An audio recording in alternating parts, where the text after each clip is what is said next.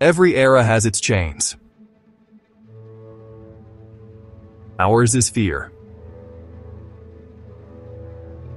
Not the natural fear that protects life, but a new kind of fear. Engineered fear. Manufactured fear. Profitable fear. Political fear. And it works because it hits the oldest part of the human brain, the part that reacts first and thinks last. The part Seneca warned us about when he said, "We suffer more often in imagination than in reality." In an age of crisis, fear becomes currency. And those who distribute it become kings. Fear is no longer an emotion, it's an industry. Politicians use it to gain power. Media uses it to gain attention. Corporations use it to gain profit. And governments use it to guide behavior. A fearful population is predictable. It rallies faster, obeys quicker, questions less, and begs for protection from the very institutions that created the panic. Fear collapses critical thought. Fear short-circuits reason. Fear turns adults into frightened children searching for an authority figure. Seneca would say, "There is no reason to fear the future. If it must come, you will meet it with the same reason that arms you against the present." But governments know, if they can control your fear, they can control your future. A crisis is a politician's golden hour. Because crisis suspends normal judgment.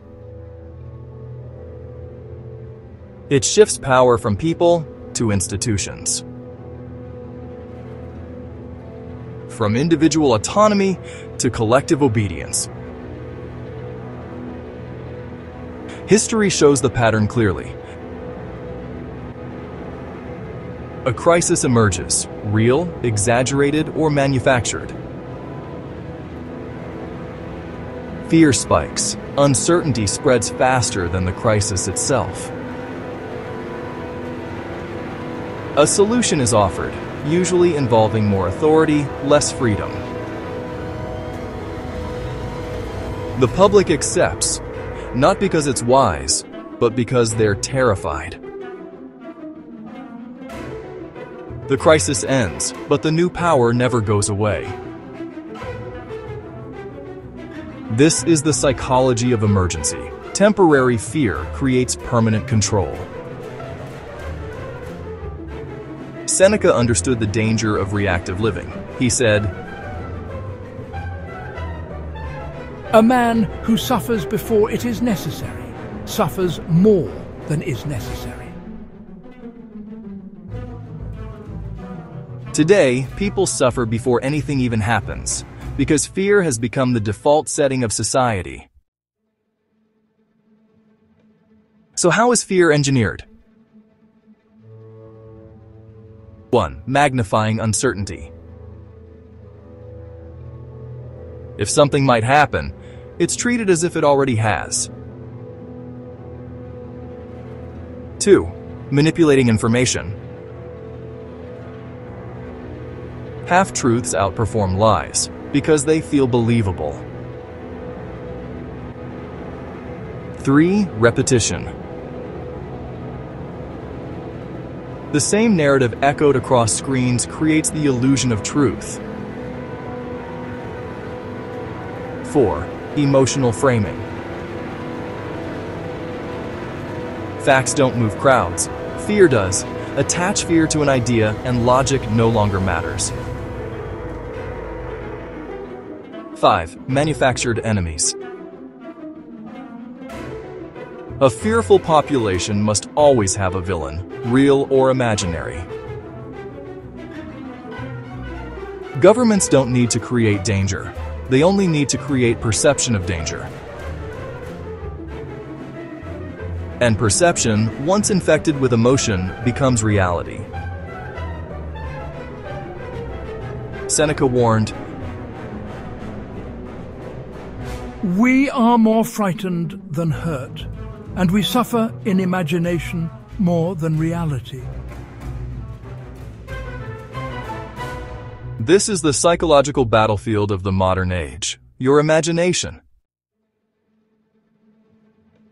Fear doesn't just change behavior, it changes identity. A fearful mind seeks safety. A terrified mind seeks control. A traumatized mind seeks someone to surrender to. That's when governments step in with the perfect trade. Give us your freedom and we'll give you protection. Give us your obedience and we'll give you safety.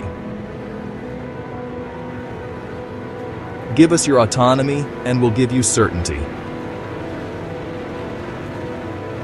And terrified people say yes, not because they want to, but because fear has made them incapable of saying no. Marcus Aurelius saw the trap. If you are distressed by anything external, the pain is not due to the thing itself, but your estimate of it. Fear doesn't enslave you. Your belief in the fear enslaves you.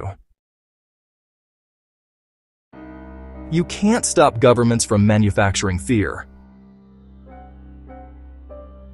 You can't stop media from weaponizing it. You can't stop society from spreading it. But you can stop your mind from obeying it. The Stoics gave us the antidote long before fear became an industry. 1. Distinguish what you control from what you do not. Fear thrives in what is uncontrollable. Courage thrives in what is. 2. Expose fear with reason. Fear dissolves when examined. It survives only in darkness. 3. Train your mind daily. Discipline is the shield that fear cannot pierce. 4. Challenge narratives, especially the ones that feel good. Truth is rarely comforting. Comfort is rarely true. 5. Ground yourself in virtue.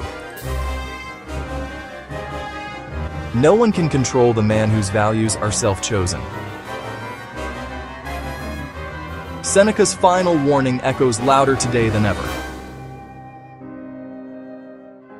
He who is brave is free. Bravery is not the absence of fear. It is mastery over it. The brave man cannot be manipulated. He cannot be frightened into obedience. He cannot be ruled by crisis or controlled by chaos. Because he has built his own sovereignty. We live in an age of manufactured fear, but you don't have to live with a manufactured mind. Stay aware, stay sovereign, stay free. Subscribe, share, and hit the notification bell for the next episode. Thanks for being here with the Stoic Quotient, where ancient strength meets modern life.